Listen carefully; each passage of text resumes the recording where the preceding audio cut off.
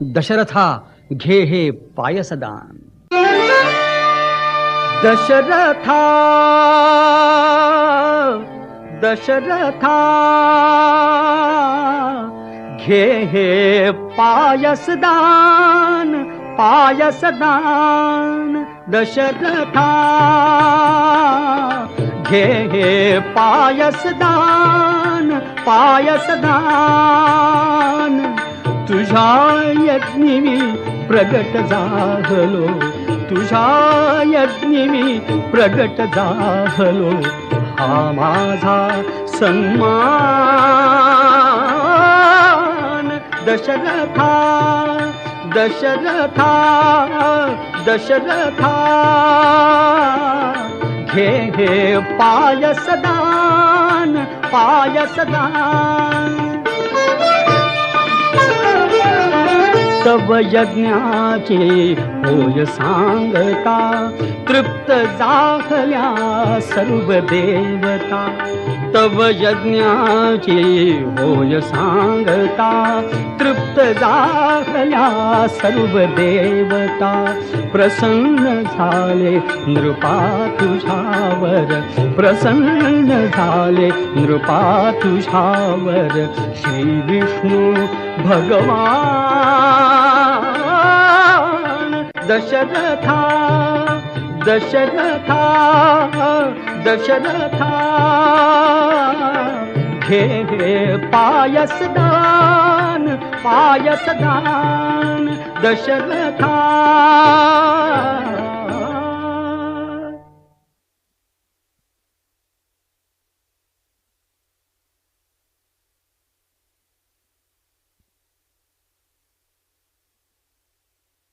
धन्य दशरथा तुला लाभला देव पित्याचा मान. हे यज्ञपुरुषाचे वचन खरं ठरलं. त्या पायसाच्या सेवनानं दशरथांच्या तिन्ही राण्या गर्भवती झाल्या.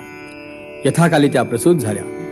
कौसल्येला श्रीराम, सुमित्रेला लक्ष्मण, तसा शत्रुघ्न आणि कैकेयीला भरत असे 4 तेजस्वी पुत्र जन्माला आले. राजाची इच्छा पूर्ण झाली. प्रासादातील सुखाला सीमाच राहिल्या नाही. नगरजनांचा आनंद तर नुसता भरून ओसंडत होता. श्रीरामाधिक भावंड रांगू लागली, तरीही अयोध्येतील स्त्रिया श्रीराम जन्माचा आनंद गीतच गात होत्या, पुन्हा पुन्हा गात होत्या.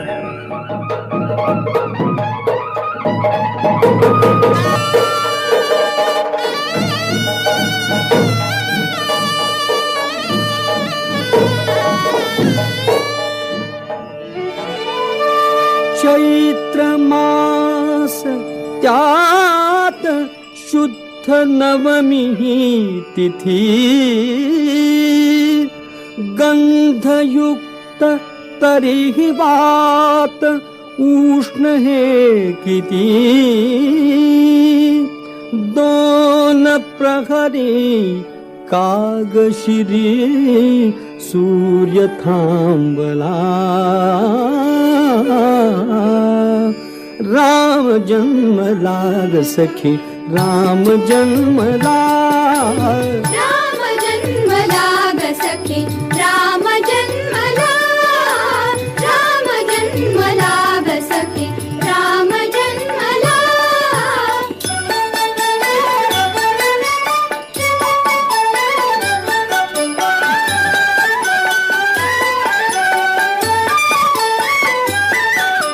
कौसल्या राणी हळू उघडी लोचने. दिपून जाय माझ स्वतः पुत्र दर्शने. ओघळले आसु सुखे कंठ दाटला. ओघळले आसु सुखे कंठ दाटला. राम जन्मला ग सखी राम जन्मला. राम जन्मला ग सखी राम जन्मला.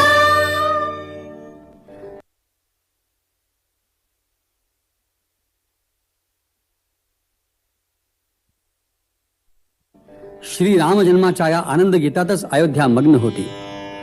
प्रासादात श्रीराम दिसामासाने वाढत होते. ते आता चालू लागले, पोपडं पोपडं बोलू लागले.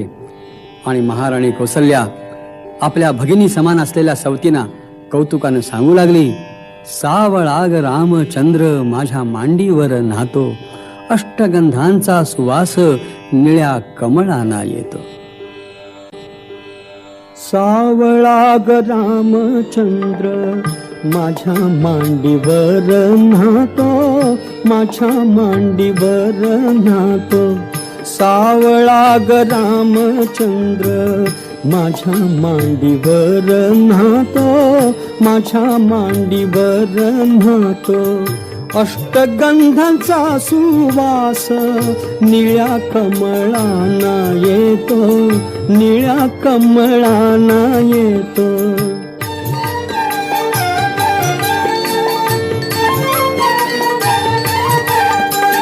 सावळा ग रामचंद्र माझ्या हाताने जेवतो, माझ्या हाताने जेवतो. सावळा ग रामचंद्र माझ्या हाताने जेवतो, माझ्या हाताने जेवतो. उरलेल्या घासासाठी थवा राघूंचा थांबतो, थवा राघूंचा थांबतो.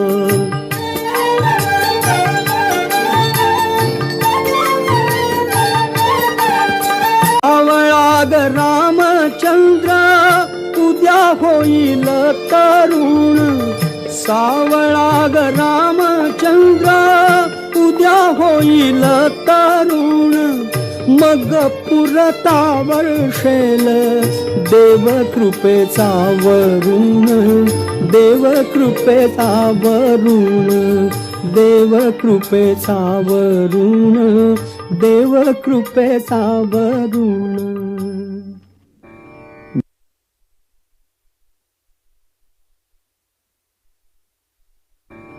महाराणी कौसल्याचा सावळा रामचंद्र दिसामासाने वाढला. बालवयातच त्यानं धनुर्विद्या आत्मसात केली, धार्मिक ग्रंथ अभ्यासले. त्याच्या समवेत त्याची लक्ष्मणादी लहान भावंडही निष्णात झाली. आता ते सर्वजण राजसभेमध्ये येऊन बसूही लागले. आणि एके दिवशी राजा दशरथ पुत्रांसह वर्तमान राजसभेमध्ये बसलेला असताना महर्षी विश्वामित्र त्या ठिकाणी आले. राजानं त्यांचं आनंदाने स्वागत केलं आणि नम्रपणाने विचारलं की महर्षी, आपली काही इच्छा असेल तर सांगा, मी ती अवश्य पुरी करीन. राजाच्या या भाषणानं अत्यंत हर्षित होऊन विश्वामित्र म्हणाले, ज्येष्ठ तुझा पुत्र मला देई दशरथा, यज्ञ रक्षणास योग्य तोची सर्वथा. ज्येष्ठ तुझा पुत्र मला देई दशरथा.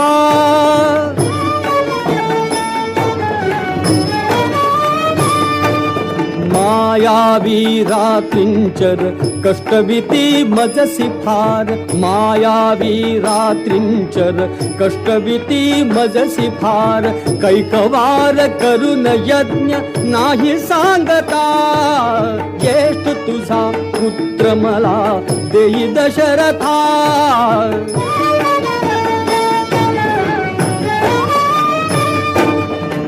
श्रीरामा तूच मान, श्रीरामा तूच मान, घेई तुझे चाप बाण. येतो तर येऊ दे, येतो तर येऊ दे अनुज मागुता.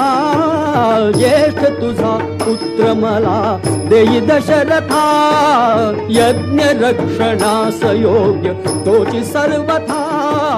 ज्येष्ठ तुझा पुत्र मला देई दशरथा.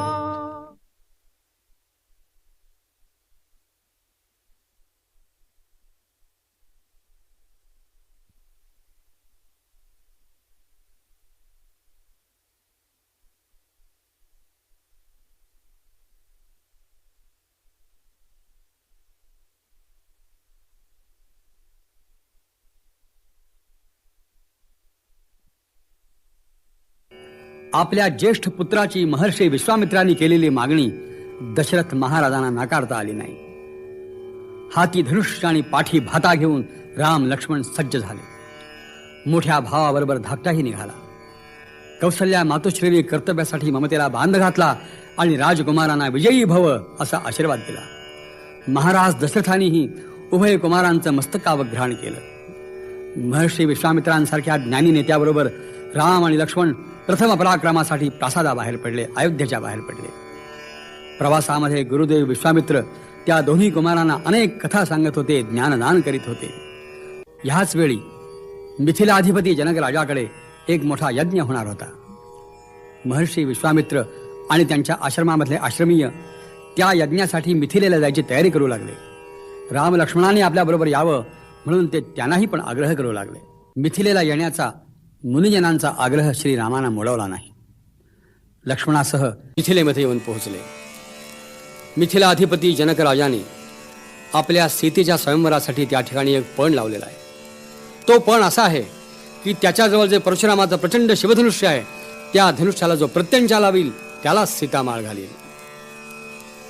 आकाशाशी जडले नाते धरणी मातेचे स्वयंवर झाले सीतेचे स्वयंवर झाले सीतेचे स्वयंवर झाले सीतेचे स्वयंवर झाले सीतेचे स्वयंवर झाले सीतेचे स्वयंवर झाले सीतेचे स्वयंवर झाले सीतेचे.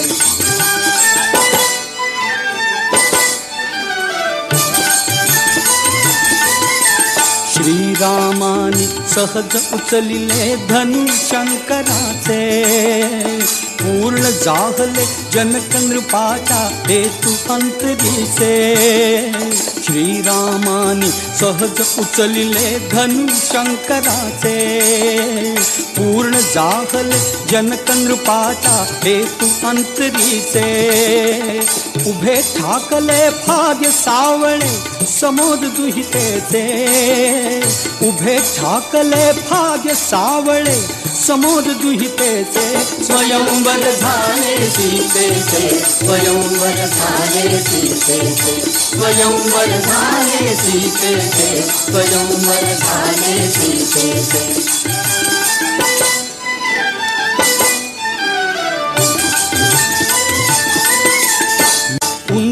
मुनिया जरा पापण्या पाहत ती राही तडिता घाता परी भयंकर नाद तोच होई. उंचा मुनिया जरा पापण्या पाहत ती राही तडिता घाता परी भयंकर नाद तोच होई.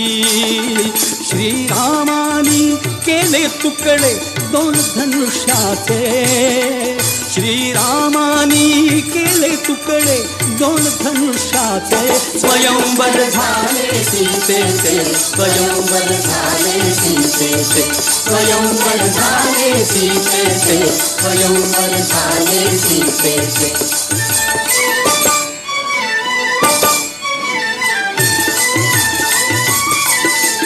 अंश विष्णूचा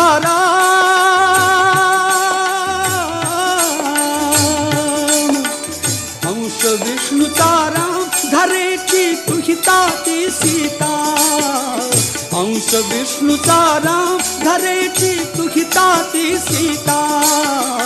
गंधर्वांचे सूर लागले जय गीता दाता गंधर्वांचे सूर लागले जय गीता दाता.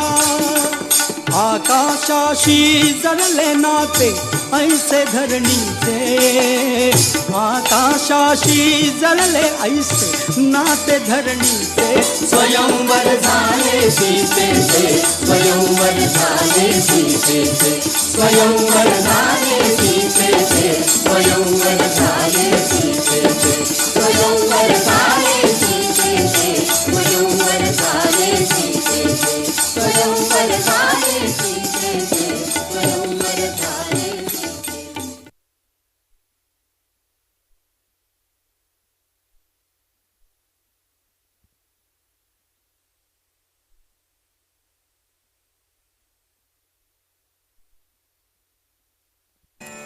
यथाकाली श्रीरामाचा भूमिकन्या सीतेशी विवाह झाला.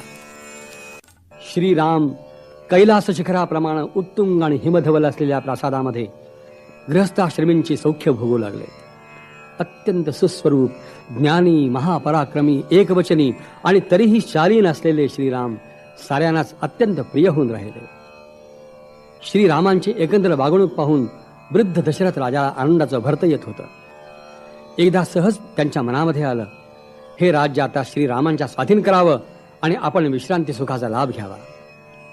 त्यांनी आपला हा विचार गुरुजन, मंत्री आणि कैकेयी जनकाधिक स्वकीयांच्या कानी घातला.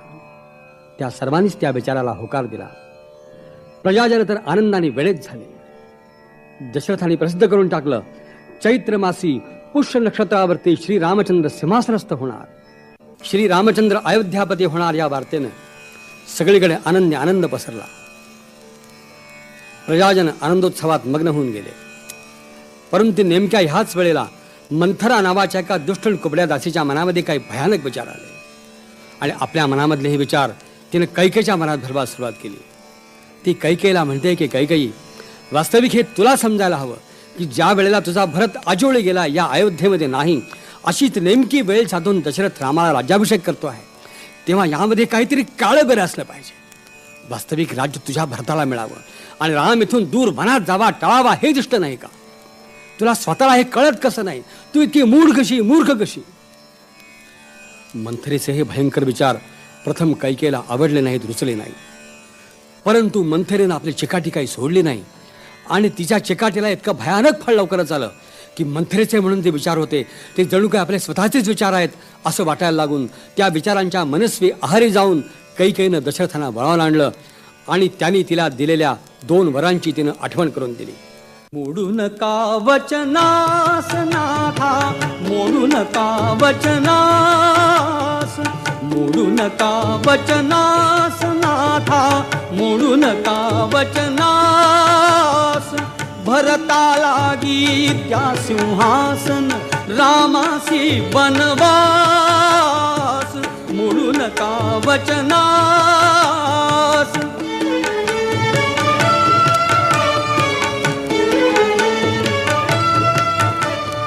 न लगे सांत्वन नको कळवळा, शब्द दिले ते आधी पाळा.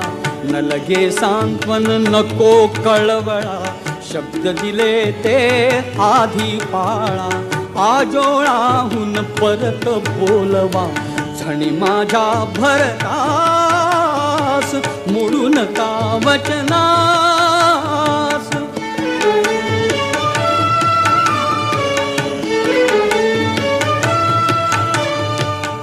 व्योम कोसळो भंगो धरणी, पुन्हा पुन्हा काही बलधरणी.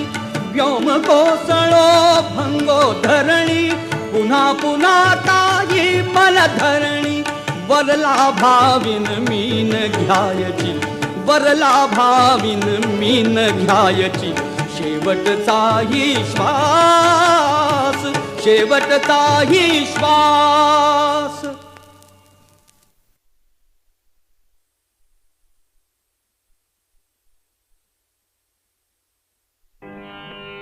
अशा वेळेला कैकेयीने रामाला बोलावणं पाठवलं. यौव राज्याभिषेकासाठी सिद्ध असलेल्या श्रीरामाला घेऊन सुमंत कैकेयीच्या मंदिरात आला. राजा दशरथ म्लान मदन आणि अबोल अवस्थेमध्ये खाली मान घालून बसलेला पाहून श्रीरामाला आश्चर्याचा धक्काच बसला. त्यांनी डोळ्यांनीच कैकेयीला त्याचं कारण विचारलं. तिनं सर्व प्रकार निवेदन केला आणि अंती म्हणाली की तुला प्रत्यक्ष सांगण्याचा त्यांना धीर होत नाही, परंतु राज्य भरताला मिळावं आणि तू 14 वर्ष वनवासाला जावंस अशी त्यांची इच्छा आहे. यावरही राजा काही बोलला नाही. तेव्हा त्याचं मौन हीच त्यांची संमती असं समजून राम आनंदाने वनात जायला तयार झाला. श्रीराम, लक्ष्मण आणि जानकी तिघही वनवासाला निघाले. तिघांनीही राजवेश टाकून वल्कल धारण केली. सर्वांचा निरोप घेऊन श्रीराम निघाले. सुमंत मंत्री त्यांच्या रथावर बसला. रथ चालू लागला आणि त्या रथाच्या पाठोपाठ सारी अयोध्या चालू लागली. आज सारी अयोध्या घराबाहेर पडली आहे. अत्यंत शोकमग्न, दुःखमग्न आहे. त्यांच्या दुःखाला वाचा फुटली. मंत्री सुमंताला ते विनवू लागले, सांगू लागले.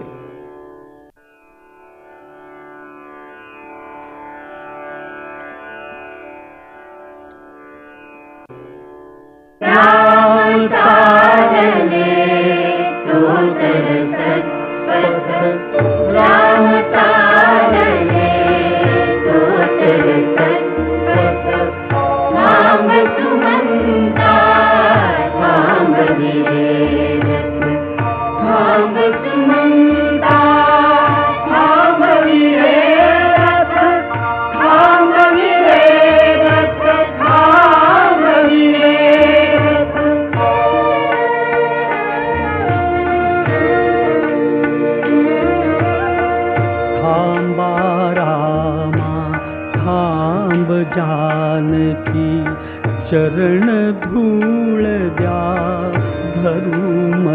की काय घडे हे आज अकल्पित, आज अकल्पित, आज अकल्पित. थांब सुमंता, थांब रे रथ, थांब सुमंता, थांब रे रथ, थांब सुमंता, थांब रे रथ, थांब रे रथ, थांब रे रथ, थांब रे रथ, थांब रे.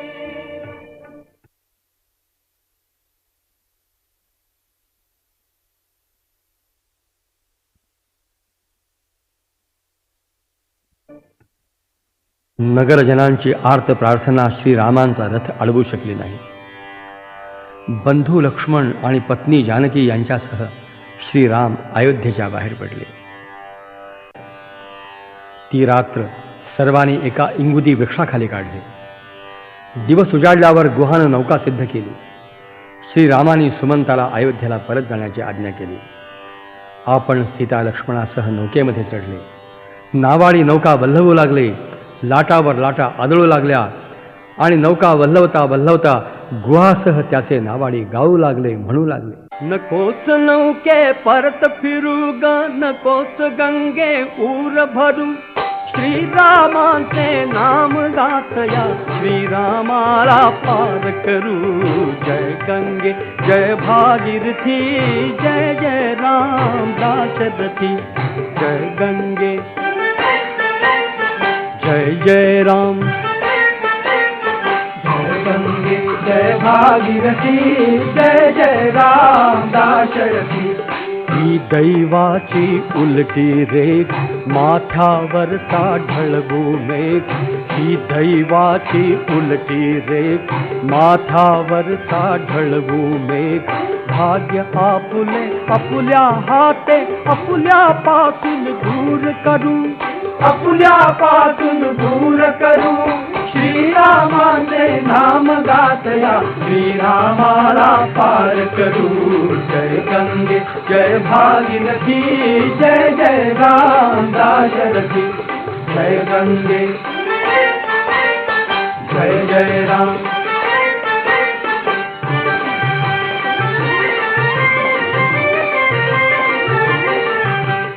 पावन गंगा पावन राम, श्री रामाचे पावन नाम. पावन गंगा पावन राम, श्री रामाचे पावन नाम. त्रिदोषनाशी प्रवास हा प्रभु नाविक आम्ही नित्य स्मरू, नाविक आम्ही नित्य स्मरू. श्रीरामांचे नाम गातया, श्रीरामाला पार करू. जय गंगे जय भागीरथी, जय जय राम दाशरथी. जय गंगे जय जय राम,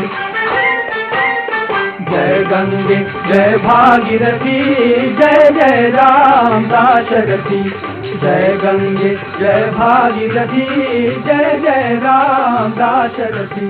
जय गंगे जय भागीरथी, जय जय राम.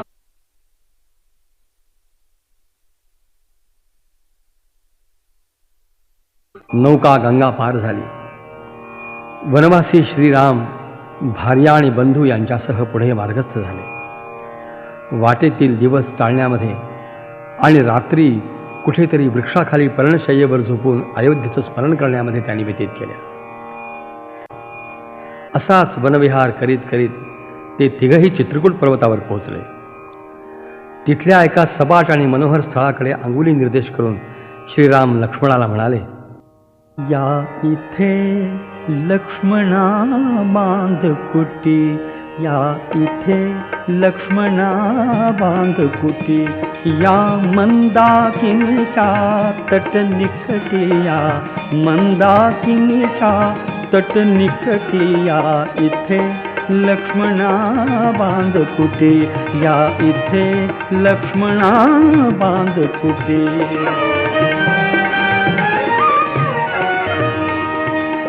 चित्रकूट हेच तपोवन, येथ नांदती साधक मुनिजन, सखे जानकी करी अवलोकन, ही निसर्ग शोभा भूलवी दिठी, ही निसर्ग शोभा भूलवी दिठी, या इथे लक्ष्मणा बांध कुटी, या इथे लक्ष्मणा बांध कुटी.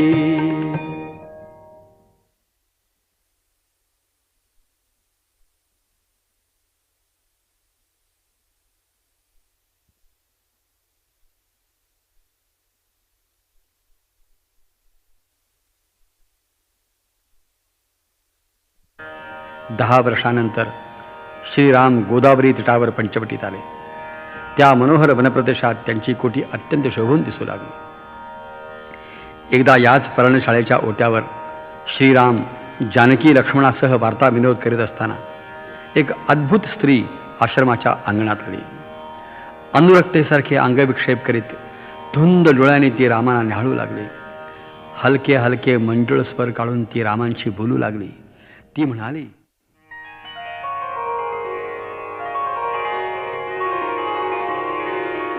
कोण तू कुठला राजकुमार, कुठला राजकुमार, कोण तू कुठला राजकुमार,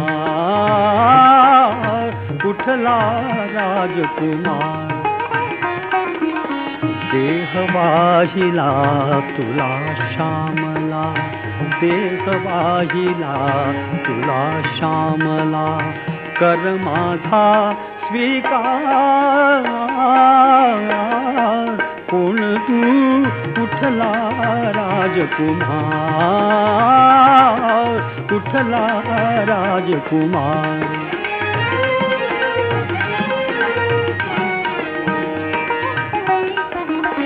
तुझ्या स्वरूपी राजलक्षणे, रुद्राक्षांची श्रवणी भूषणे. तुझ्या स्वरूपी राजलक्षणे, रुद्राक्षांची श्रवणी भूषणे. योगी म्हणू तर तुझ्या भोवती वावरतो परिवार.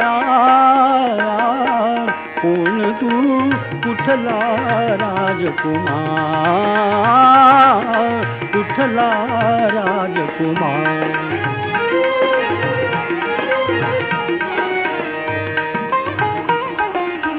कृपणखामी रावण भगिनी, याच वनाची समज स्वामिनी. अगणित रूपे घेऊन करीते, अगणित रूपे घेऊन करीते वनोवनी संचार. कोण तू कुठला राजकुमार, कुठला राजकुमार.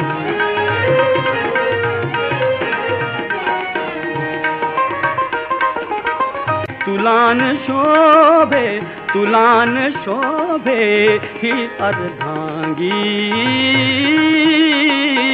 दूर लोटती कुरूप कृशांगी, समीप आहे तुझ्या तिचामी.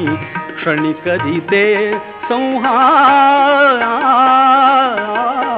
कोण तू कुठला राजकुमार, कुठला राजकुमार.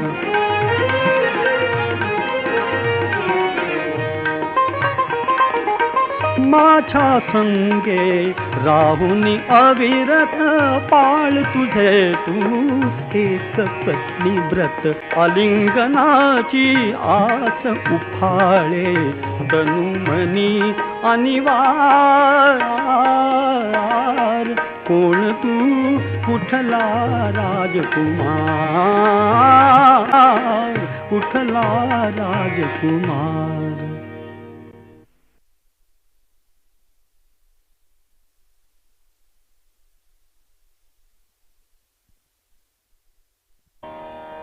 वडील बंधूंच्या आज्ञेसरशी लक्ष्मणानं खड्ग उपसलं आणि त्या शूर्पणखेचे नाक आणि कान छेदून टाकले. भयंकर आक्रोश करीत ती विरूप राक्षसी लंकेला पळाली. आपला बंधू लंकाधिपती रावण याच्या समोर उभी राहिले. सर्व अमात्यांसमक्ष ती रावणाला म्हणू लागली, विरूप झाली शूर्पणखा ही दाशरथीची कृती, सूड घे त्याचा लंकापती, सूड घे त्याचा लंकापती. कसले करीसी राज रावणा, कसले जनपालन, श्रीरामाने पूर्ण जिंकिले तुझे दंडकावन. सत्ता तुझ नाही तरीही कर्तव्याची स्मृती, सूड घे त्याचा लंकापती, सूड घे त्याचा लंकापती.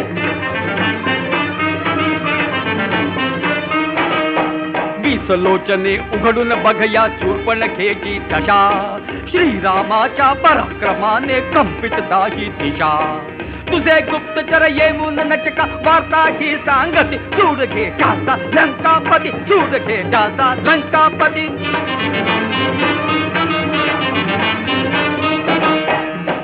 तूच काय रे कुबेर जिंकून पुष्पक नेले घरी, तूच काय तो भरिली जाने तक्षक नृप सुंदरी. तूच काय तो भय मृत्यूचे लवनागी जा प्रती, सूड घे त्याचा लंकापती, सूड घे त्याचा लंकापती. तो रूपाने रेखीव श्यामल भूमीवरती स्मर, त्याच्या संगे जनक कन्यका रतिहुनी सुंदर. तुलास साधून दिसेल 80 मोहकती युवती, सूड घे त्याचा लंकापती, सूड घे त्याचा लंकापती, सूड घे त्याचा लंकापती, सूड घे त्याचा लंकापती, सूड घे त्याचा लंकापती.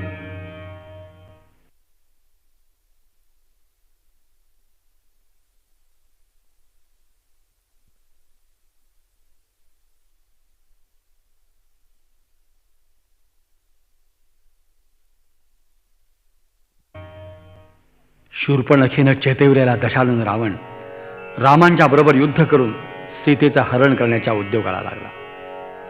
त्यांनी त्यासाठी मारीचाचं सहाय्य मागितलं. मारीचाला श्रीरामांचा पराक्रम माहीत होता. त्यानं जेव्हा रावणाचं मन वळवण्याचा प्रयत्न केला तेव्हा शेवटी काही कपट जमल्यास करावं म्हणून रावणानं एक युक्ती काढली.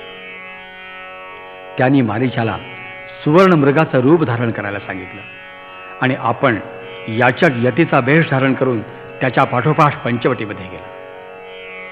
मारीचानं धारण केलेलं ते अभूतपूर्व सुवर्ण मृगाचं रूप पाहून सीतेला अतिशय मोह झाला. ती पर्णशाळेमध्ये आली आणि श्रीरामांना लाडीकपणानं म्हणू लागली, तोडिता फुले मी सहज पाहिला दादा, तोडिता फुले मी सहज पाहिला दादा. मज आणून जातो हरिण अयोध्यानाथा, मज आणून जातो हरिण अयोध्यानाथा.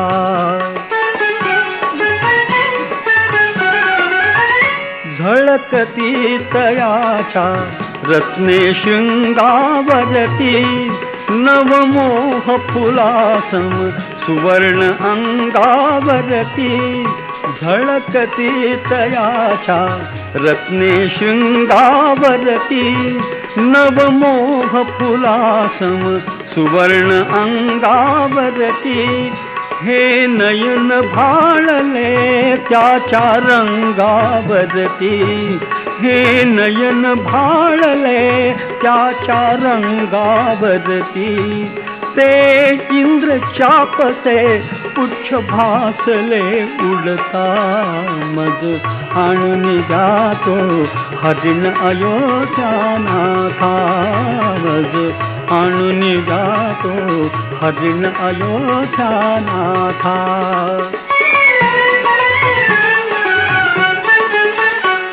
चालतो जलदगती मान मुरडितो मंद, डोळ्यात काहीसा भाव विलक्षण धुंद.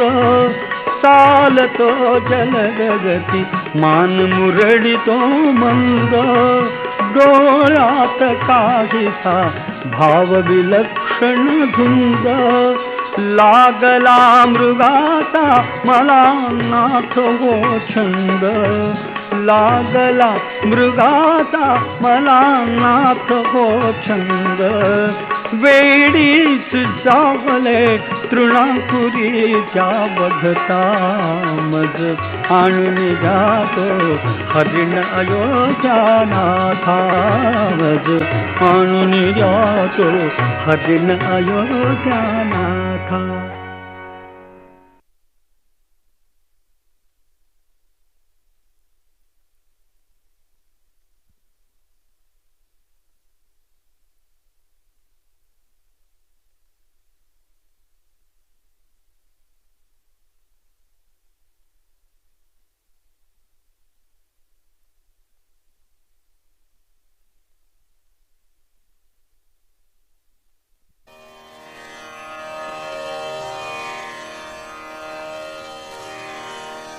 सीतेच्या हट्टासाठी श्रीराम धनुष्यबाण घेऊन त्या मृगाचा मागोवा घेत धावले.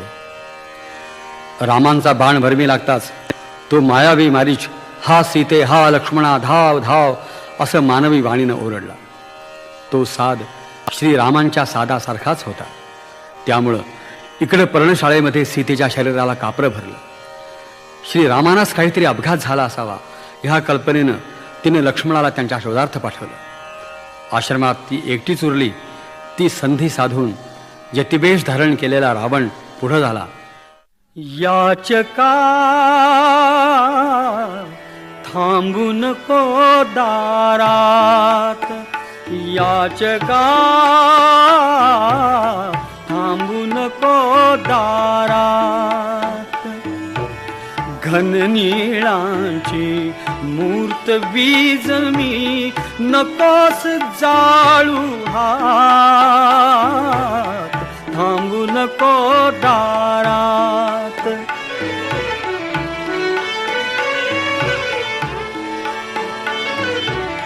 काम व्यथेची सुरा प्राशुनी नकोस झिंगू वृथा अंगणी, जनक सुतेचा नख स्पर्शही अशक्य तुझ स्वप्नात, थांबू नको दारात.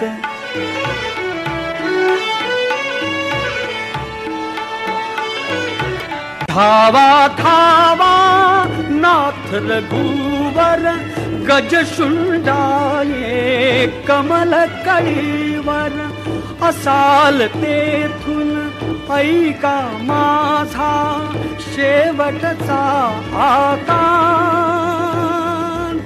शेवटचा आकांत.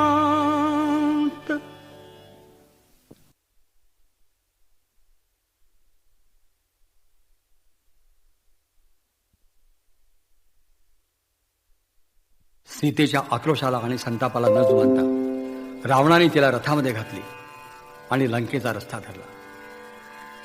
इकडं त्या मायावी मारीचाचा वध करून श्रीराम परत येत आहेत. तोच पुढून येत असलेला लक्ष्मण त्यांच्या दृष्टीला पडला. त्यांनी विचारलं की लक्ष्मणा, जानकीला एकटी सोडून तू कसा आलास? त्या मायावी राक्षसानं माझ्यासारखा साथ काढून आर्त हाका मारल्या, त्यानं फसला तर नाहीस ना? यावर लक्ष्मण नम्रपणानं म्हणाला, हे सर्व मी देवी जानकीनं सांगितलं, पण त्यावर त्या मला अत्यंत कठोर वचनं बोलल्या आणि त्यांच्या इच्छेप्रमाणे मला इथवर येणं भाग पडलं. राम म्हणतायत की माझा डावा डोळा लवतो आहे, काहीतरी अशुभ घडला असावं असं मला वाटतं आहे. ते दोघे आश्रमामध्ये आले. पर्णशाळेमध्ये सीता नव्हती. कृष्णाजीनं आणि दर्भ अस्ताव्यस्त पडले होते. साऱ्या आश्रमाचीच कळा नाहीशी झाली होती. श्रीराम आजूबाजूला हिंडू लागले, शोध करू लागले. विरहानं व्याकुळ झालेल्या रामाने लता, वृक्ष, नद्या, वन्य मृग, जळ, पर्वत या सर्वांना हा आर्त प्रश्न विचारला, पण कुणीही उत्तर देऊ शकलं नाही. आश्रमाच्या आसमंतात वस्ती करणारे मृग वारंवार दक्षिण दिशेकडे माना वळवून पाहू लागले. तेव्हा रामाना वाटलं सीता त्या दिशेला गेली असेल. ते दोघे भाऊ जानकीच्या शोधासाठी दक्षिण दिशेचा मार्ग आक्रमू लागले. वाटेमध्ये त्यांना काही फुलं मार्गावर सांडलेली आढळली. श्रीरामाने ती फुलं ओळखली. ती त्यांनीच आपल्या स्वतःच्या हाताने जानकीच्या केशकलापामध्ये खोवली होती. त्या फुलांची ओळख पटल्यामुळं क्षात्रवृत्ती उचंबळून आलेले श्रीराम सीता शोधार्थ पुढे निघाले. वाटेमध्ये त्यांना एक पक्षीश्रेष्ठ रक्तानं माखल्या अवस्थेमध्ये भूमीवर पडलेला दिसला. या गृधरूपधारी राक्षसानंच सीता भक्षण केली असली पाहिजे अशा कल्पनेनं श्रीरामाने क्षुर संज्ञक बाण त्याच्यावर रोखला. तेव्हा फेसासह रक्त उकित असलेला तो पक्षीराज जटायू श्रीरामाना म्हणाला, मरणोन्मुख त्याला कारे मारिसी पुन्हा रघुनाथा अडविता खलासी पडलो पळविली रावणी सीता अडविता खलासी पडलो पळविली रावणी सीता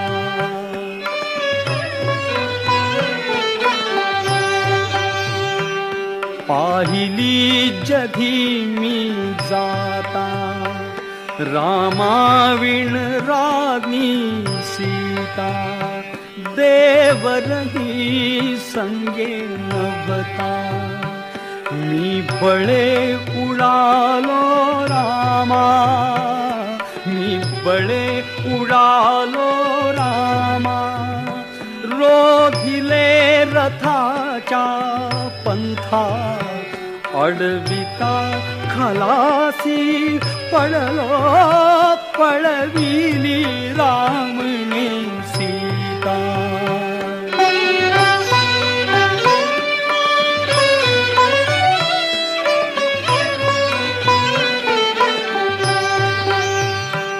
हे पंख छेदल्यावरती मी पडलो धरणीवरती हे पंख छेदल्यावरती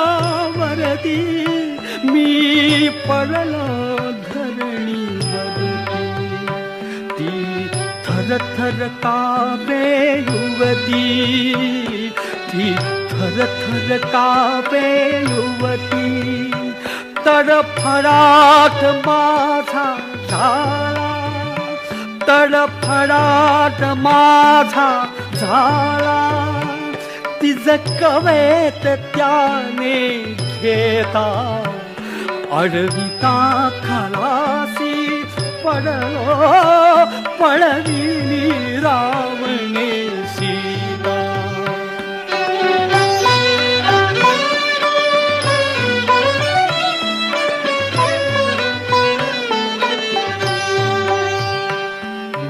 प्राण लोचनी पुरला मी तरी पाहिला त्याला मम प्राण लोचनी पुरला मी तरी पाहिला त्याला तो गगन पथाने गेला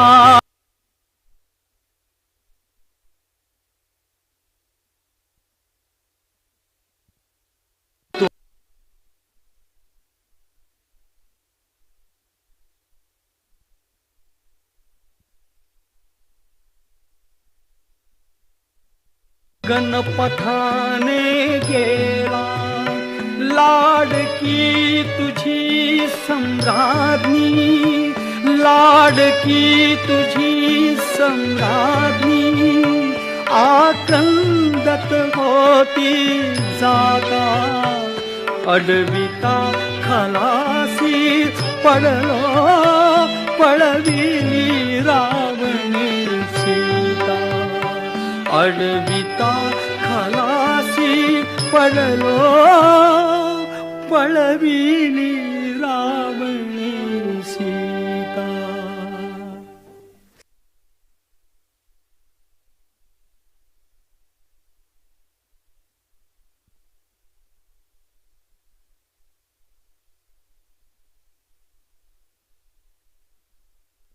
सीता रावणानेच पळवली आहे असं निश्चित सांगून पक्षीराज जटायूने देह ठेवला.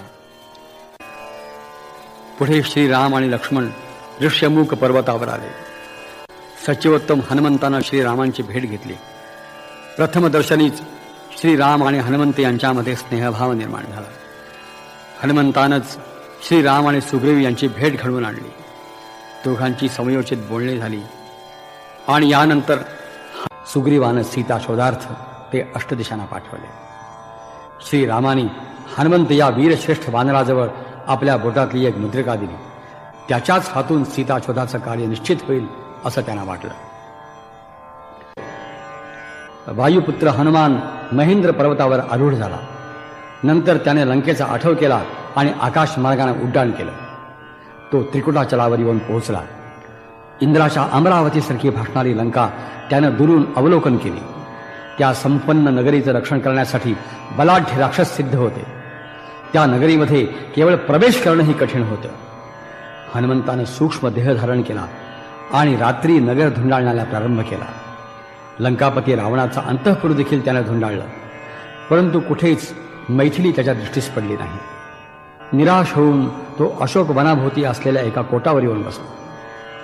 सहज कुतूहलानं त्याने इकडे तिकडे पाहिलं.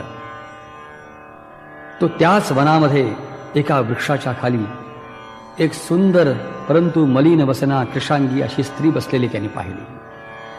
काही राक्षसी तिच्याभोवती पहारा करताहेत हेही त्यानं पाहिलं. त्यानं तिथून उड्डाण केलं आणि ती स्त्री ज्या वृक्षाखाली बसली होती त्याच वृक्षाच्या एका फांदीवर जाऊन तो बसला. रामाने केलेल्या वर्णनाशी तंतोतंत जुळेल अशी ही पहिलीच स्त्री त्यानं या लंकेमध्ये पाहिली. त्याची खात्री पटली की हीच ती रामांची स्वामिनी सीता असली पाहिजे आणि तो स्वतःशीच म्हणू लागला, हीच ती रामांची स्वामिनी, हीच ती रामांची स्वामिनी, हीच ती रामांची स्वामिनी, हीच ती रामांची स्वामिनी. मलिन कृशांगी तरी सुरेखा, धूमंकित की अग्निशलाका, शिशिरी तरी चंपक शाखा, व्रतधारिणी दिसे योगिनी, रामाची स्वामिनी, हीच ती रामाची स्वामिनी.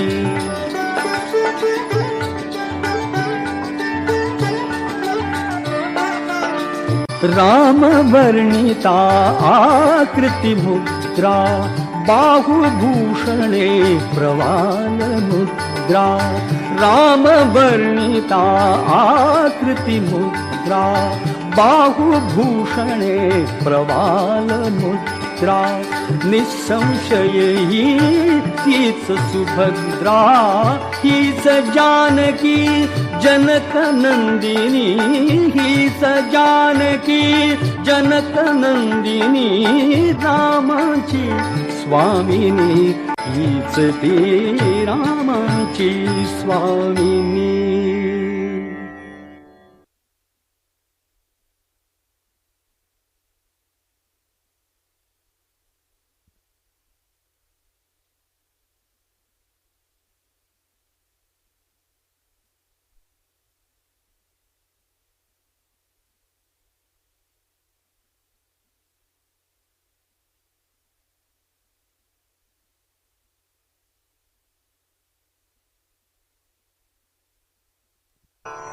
सीतेनं ती मुद्रिका ओळखली, हृदयाशी धरली आणि हेही ओळखलं की ज्या अर्थी याने ही मुद्रिका आणली आहे त्या अर्थी हा रामदूत असला पाहिजे. ही निश्चिती पटल्यावर रामाला ओळख पटावी म्हणून सीतेनं आपल्या जवळचा एक मणीही हनुमंतांच्या स्वाधीन केला.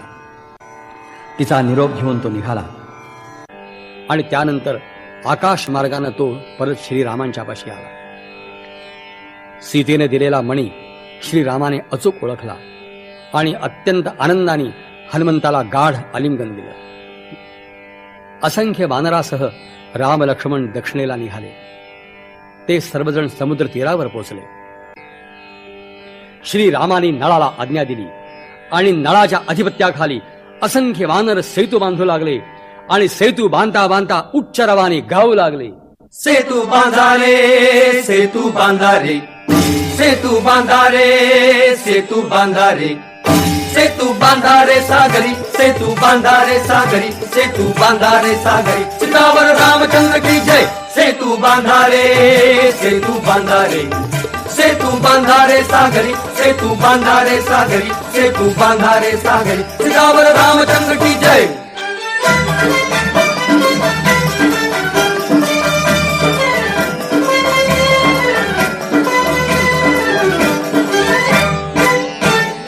गिरिराजांचे देह निखळुनी गजांग शात्या शिळा उचलुनी. गिरिराजांचे देह निखळुनी गजांग शात्या शिळा उचलुनी. जळात द्या रे जवे ढकलुनी, जळात द्या रे जवे ढकलुनी. सेतू बंधने जोडून ओढा, सेतू बंधने जोडून ओढा, समीप लंकापुरी. सेतू बांधा रे सागरी, सेतू बांधा रे सागरी, सेतू बांधा रे सागरी. सीतावर रामचंद्र की जय.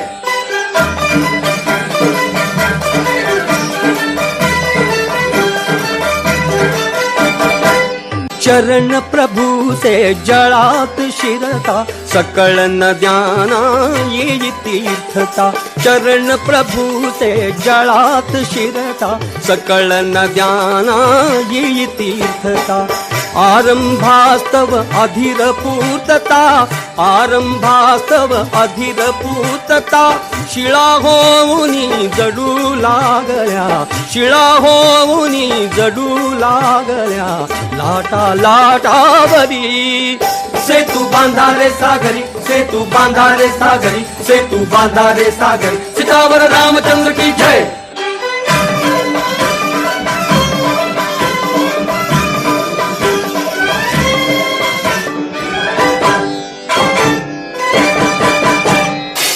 गर्जा गर्जा हे वानरगण, रघुपती राघव पतित पावन. रघुपती राघव पतित पावन, रघुपती राघव पतित पावन. गर्जा गर्जा हे वानरगण, रघुपती राघव पतित पावन. जय लंकारी जानकी जीवन, जय लंकारी जानकी जीवन.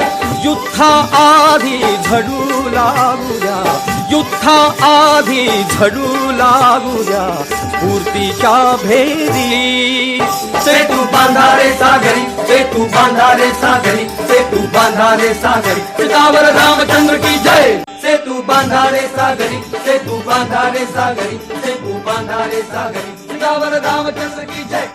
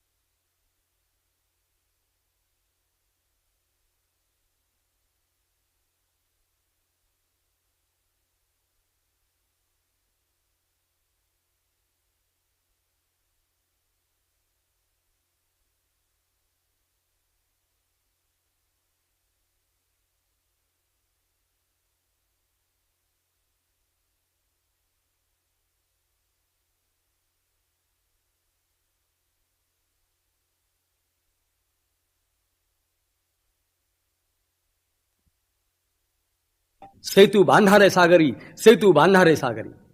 हे गीत उच्च स्वरानं गात गात वानरांनी समुद्रावर 23 योजन लांबीचा पूल बांधून टाकला. राम सुग्रीवांची अब्जावधी सेना मोठमोठ्यानं गर्जना करीत समुद्र पार होऊ लागली.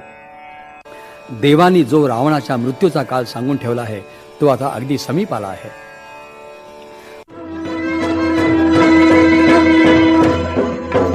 नभाभेदुनी नाद चालले शंख दुंदुभींचे, चालले शंख दुंदुभींचे. अनुपमेय हो सुरयुद्ध युद्ध हे राम रावणांचे, युद्ध हे राम रावणांचे.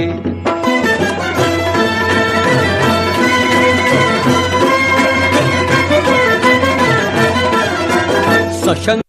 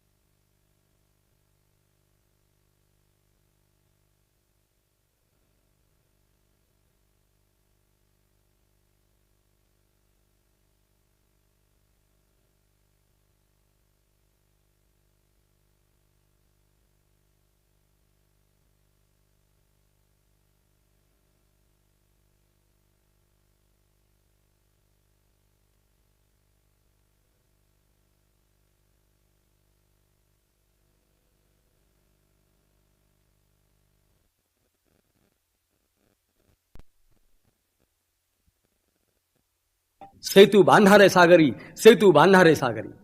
हे गीत उच्च स्वरानं गात गात वानरांनी समुद्रावर 23 योजन लांबीचा पूल बांधून टाकला. राम सुग्रीवांची अब्जावधी सेना मोठमोठ्यानं गर्जना करीत समुद्र पार होऊ लागली. देवानी जो रावणाच्या मृत्यूचा काल सांगून ठेवला आहे तो आता अगदी समीप आला आहे.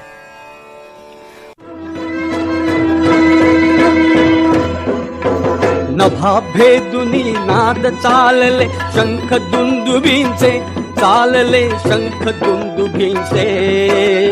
अनुपमेय हो सुरू युद्ध हे राम रावणांचे, युद्ध हे राम रावणांचे.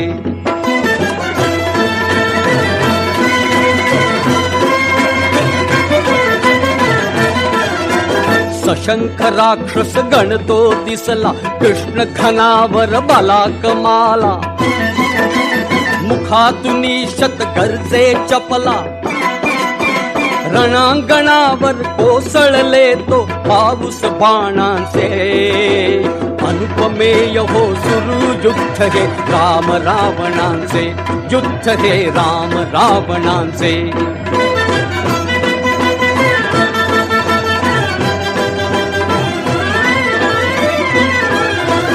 गदा शूळवा लागून शक्ती, राक्षस वानर घेती मुक्ती. रणात पडती अपुल्या रक्ती, जय लंकाधिप घोष घुमविती हरी वानरांचे. अनुपमेय हो सुरू युद्ध हे राम रावणांचे, युद्ध हे राम रावणांचे, युद्ध हे राम रावणांचे, युद्ध हे राम रावणांचे, युद्ध हे.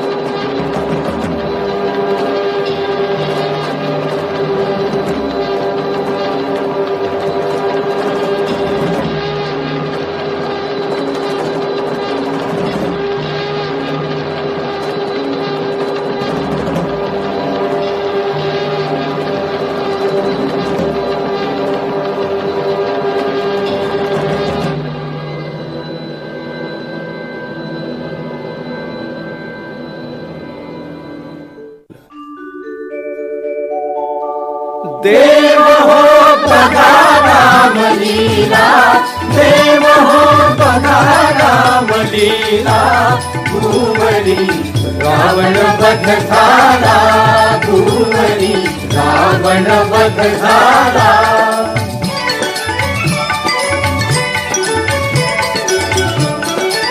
दाही दिशांची मुखे उजळली, कंपरहित ती अवनी झाली.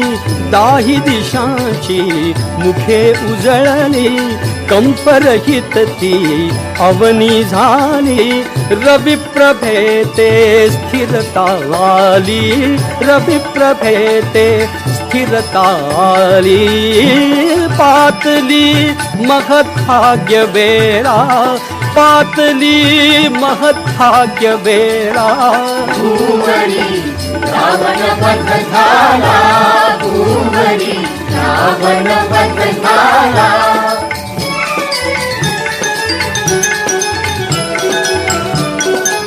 साधू साधू वच वदती मुनिवर, छेडू लागले वाद्ये किन्नर. साधू साधू वच वदती मुनिवर, छेडू लागले वाद्ये किन्नर. प्रमोद उसळे भूलोकावर, प्रमोद उसळे भूलोकावर. हो सुरांचा महारिपू मेला, सुरांचा महारिपू मेला. भुवनी रावण वध झाला, भुवनी रावण वध झाला.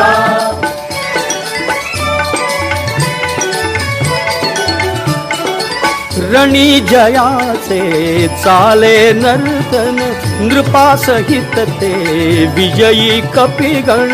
रणी जयाचे चाले नर्तन, नृपासहित ते विजयी कपिगण. श्रीरामांचे करीती पूजन, श्रीरामांचे करीती पूजन. हो वाहुनी फुले पर्णमाला, वाहुनी फुले पर्णमाला. भुवनी रावण वध झाला, भुवनी रावण वध झाला. देव हो बघा रामलीला, देव हो बघा रामलीला, भुवनी रावण वध झाला, भुवनी रावण वध झाला.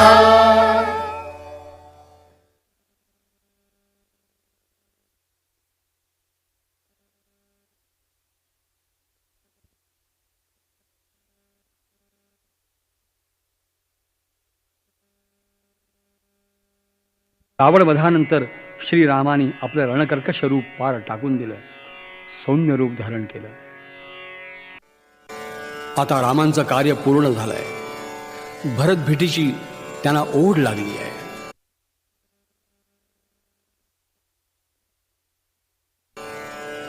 विभीषणानं पुष्पक विमान तयार केलं.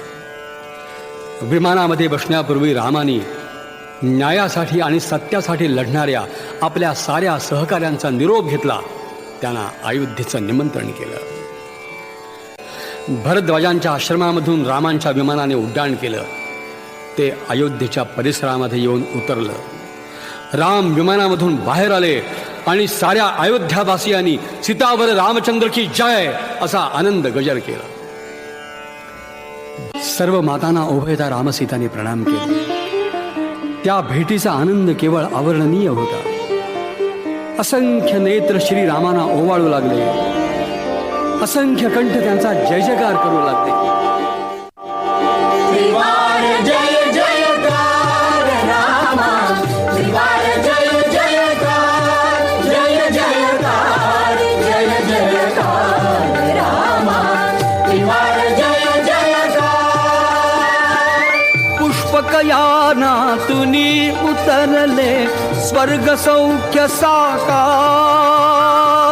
स्वर्ग सौख्य साकार. त्रिवार जय जयकार.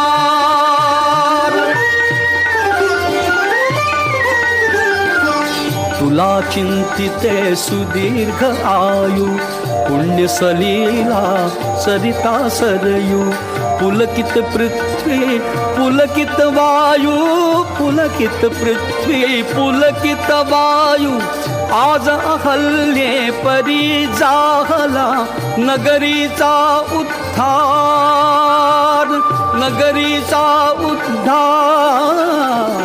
त्रिवार जय जयकार रामा, त्रिवार जय जयकार. शिवचापा समविरह भंगला, स्वयंवरा समसमय रंगला.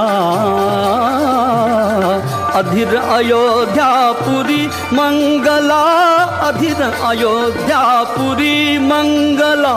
सानंदाश्रू तुला अर्पिते, दृढ प्रीतीचे हार, दृढ प्रीतीचे हार. त्रिवार जय जयकार रामा, त्रिवार जय जयकार.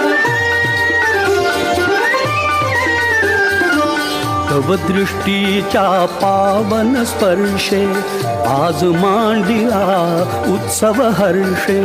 मने विसरली 14 वर्षे, मने विसरली 14 वर्षे. सुसज्ज आहे तव सिंहासन, करी प्रभो स्वीकार, करी प्रभो स्वीकार. त्रिवार जय जयकार रामा, त्रिवार जय जयकार, त्रिवार जय जयकार, त्रिवार जय जयकार.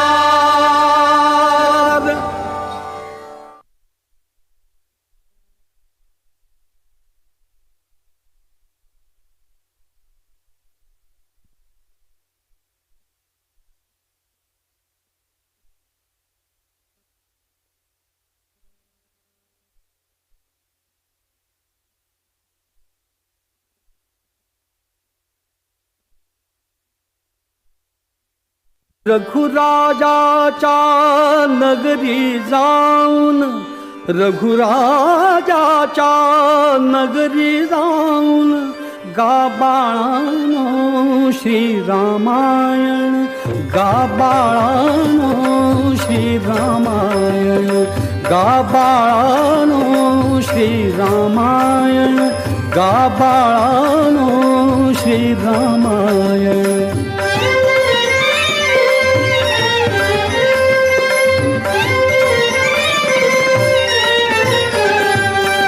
नच स्वीकारा धना कांचना, नको दान रे नको दक्षिणा. काय धनाचे मूल्य मुनिजना, काय धनाचे मूल्य मुनिजना. अवघ्या आशा श्रीरामार्पण, अवघ्या आशा श्रीरामार्पण. श्रीराम श्रीराम श्रीराम श्रीराम श्रीराम.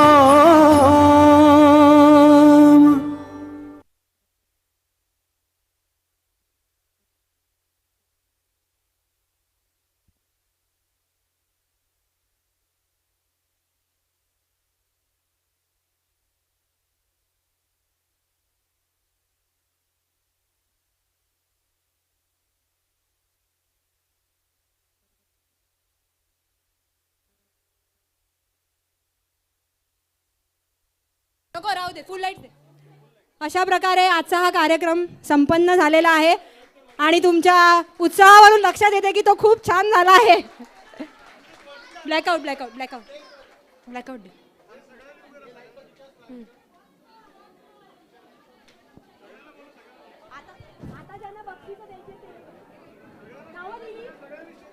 सगळ्यांनी स्टेजवर या. सगळ्या कलाकारांना विनंती आहे की त्यांनी स्टेजवर यावे. सगळ्या कलाकारांना विनंती आहे की त्यांनी स्टेजवर यावे.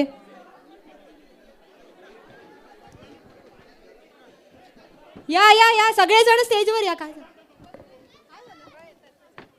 फोटो काढेल.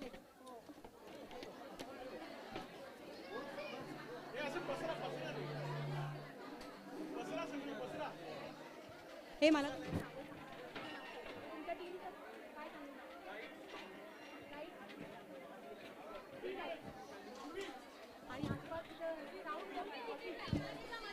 मला विशेष आभार मानायचे तिथे आजचे लाईट्स होते सी लाईट्स यांचे हो हो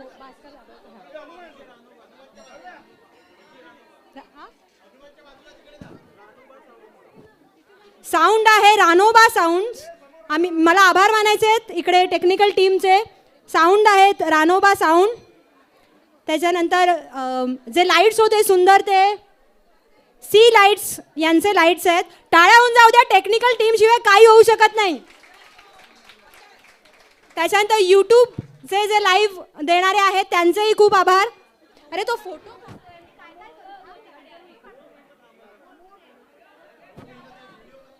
प्रेक्षकांचे आभार आणि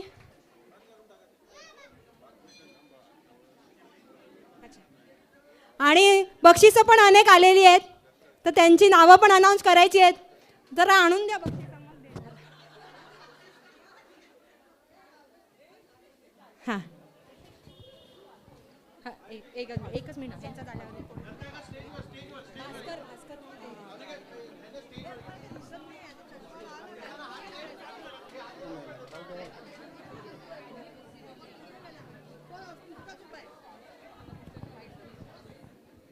उपस्थित सगळं बंधू भगिनींनो आपल्या गावांतील अरुण जोशी आणि त्यांच्या पत्नी कैलासवासी पत्नी विद्या जोशी ह्या दोघांनी मिळून आपल्या मंदिराला 11 लाख रुपये दिलेले आहेत आणि ह्या 11 लाखाच्या व्याजामधून त्यांनी आम्हाला पत्र दिलेलं आहे की तुम्ही ह्या व्याजातून आपल्या मंदिरात जे सांस्कृतिक कार्यक्रम होतील ह्याला मदत करायची ह्याला पैसे द्यायचे त्यामुळे आम्ही हा 15,000चा चेक आम्ही ह्यांना देतो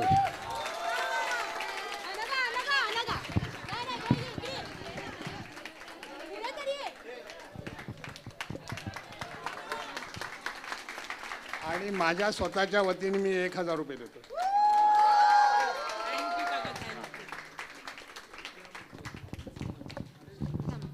एक मिनिट आता सगळ्यांची बक्षिसं ज्यांनी दिली त्यांची नावं विशेष कौतुक शिल्पा सामंत यांच्याकडून गीतरामायण नृत्य नाटिका आणि कोण आहे हर्षला देसाईंकडून हा खाऊ आलेला आहे अमित सामंत यांच्याकडून बक्षीस आहे विद्या वैद्य यांच्याकडून बक्षीस आहे आणि भास्कर त्यांचं आडनाव मला आता मेहर यांच्याकडूनही बक्षीस मिळालेलं आहे युगीन सामंत यांच्याकडून बक्षीस आलेलं आहे तुमचं सांगितलं मी ना या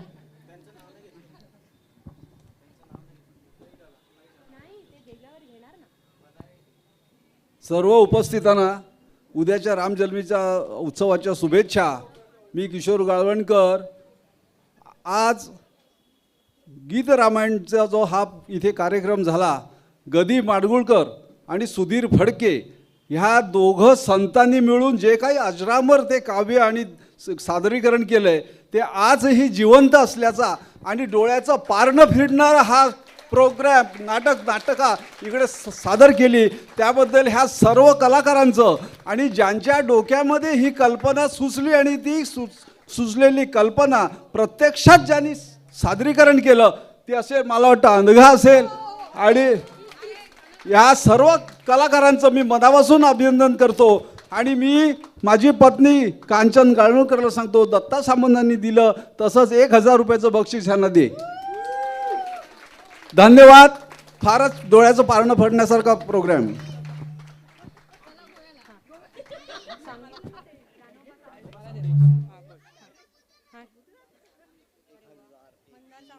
मंदार सामंत यांच्याकडूनही बक्षीस आलेले आहे. निनाद तिरोडकर यांच्याकडूनही बक्षीस आलेले आहे. मला वाटतं आपण प्रोफेशनल आता कार्यक्रम नाट्यगृहात लावायला हरकत नाही ना? येणार ना बघायला? नमस्कार. माझं कौतुक झालं. मला खूप आनंद होत आहे. ही कल्पना माझी असली हा जो नाट्यप्रसंग होता तो एक अनघाचा होता, पण हे सगळे माझे अवयव आहेत, ते त्यांना मी विसरून चालू शकत नाही. बाह्य अवयव आणि आंतर अवयव सगळे ते आहेत. त्यांनी सगळ्यांनी प्रॉप्स घरी बनवलेले आहेत. आम्ही जो कॉस्ट्यूम रेडी केलेला आहे तो घरगुतीच आहे. एकमेकांचे एक्सचेंज पण केलेले आहेत. आमच्या पालकांनी आम्हाला त्याच्यामध्ये भर घालून नवीन नवीन प्रकारचं काहीतरी करून दिलेलं आहे. बाहेरच्या आम्ही हार्डली 1% गोष्टी आणलेल्या आहेत. सो या सगळ्या माझ्या फ्रेंड्ससाठी प्लीज परत एकदा टाळ्या.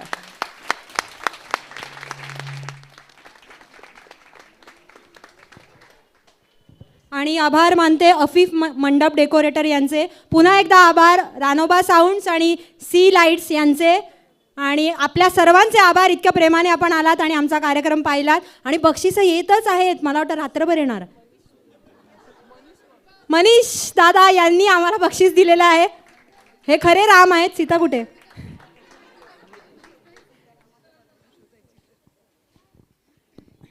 मला अजून ॲड करावं असं वाटतं की आमच्या सगळ्यांच्या घरातून जो आम्हाला सपोर्ट मिळाला त्याच्यामुळे आज आम्ही हे सगळं करू शकलो आहे. कारण अगदी कुठल्याही वेळेला आम्ही प्रॅक्टिस करत होतो आणि कितीही वेळ करत होतो, पण ते सगळ्यांच्या घरातल्यांनी ॲडजस्ट करून घेतलं आणि सगळ्यांनी समजून खूप सपोर्ट केला आम्हाला. त्यांचेसुद्धा खूप आभार. थँक्यू. आणि सर्वात महत्त्वाचं खूप खूप आभार संस्थान श्री राम मंदिर अर्नाळा यांचे. जागा उपलब्ध करून दिली, स्टेज, सगळंच. असंच दरवर्षी आमच्यावर प्रेम करत राहा. हां, बक्षीस. आणि सर्वात महत्त्वाचं अमृताचं हे करायला पाहिजे. तिचं निवेदन नेहमी सुरेख असतं, इम्प्रॉम्प्टो असतो. हे तिचं खरं वैशिष्ट्य आहे.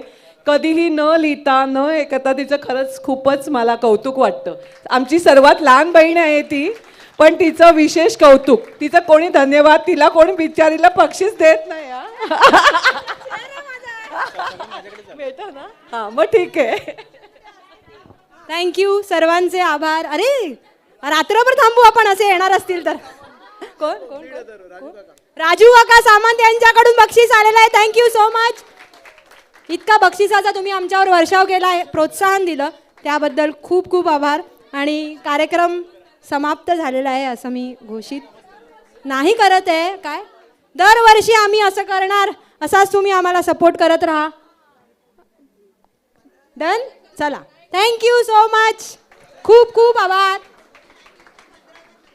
बस.